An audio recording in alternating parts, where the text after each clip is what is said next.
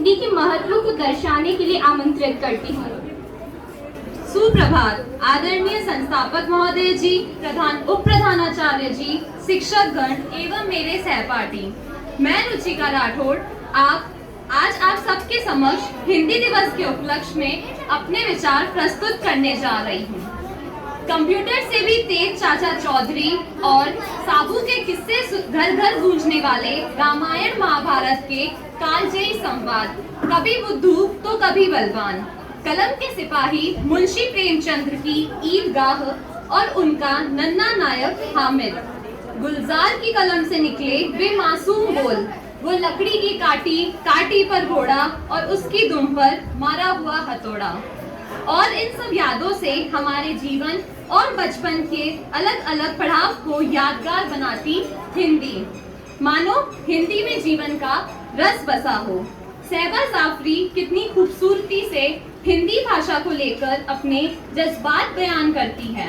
मैं वह भाषा हूँ जिसमें तुम गाते हंसते हो, मैं वह भाषा हूँ जिसमें तुम अपने सुख दुख रचते हो, मैं वह भाषा हूँ जिसमें तुम सपनाते हो अलसाते हो, मैं वह भाषा हूँ जिसमें तुम अपनी कथा सुनाते हो, मैं वह भाषा हूँ जिसमें तुमने जीवन साज पर संगत देते, मैं वह भाषा हूँ जिसमें तुम भाव नदी का अमृत पीते, मैं वह भाषा हूँ जिसमें तुमने बचपन खेला और बड़े, मैं वह भाषा हूँ जिसमें तुमने यौवन प्रीत के पाठ पढ़े।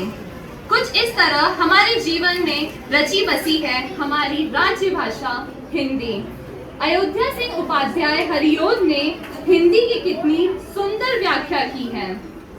आते ही मुख पर अति सुखद जिसका पावन नाम ही, 21 कोटि जन्य पूजिता हिंदी भाषा है वही।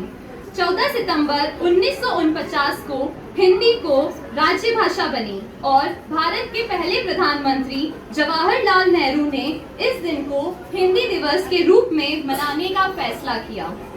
हिंदी गद्य के कहे जाने वाले भरतेंदु हरिश्चंद्र ने अपनी प्रसिद्ध कविता मातृभाषा के प्रति में लिखा है, निज भाषा उन्नति अहे सब उन्नति को मूल, बिन निज भाषा ज्ञान के मिटित न हिय को सूल।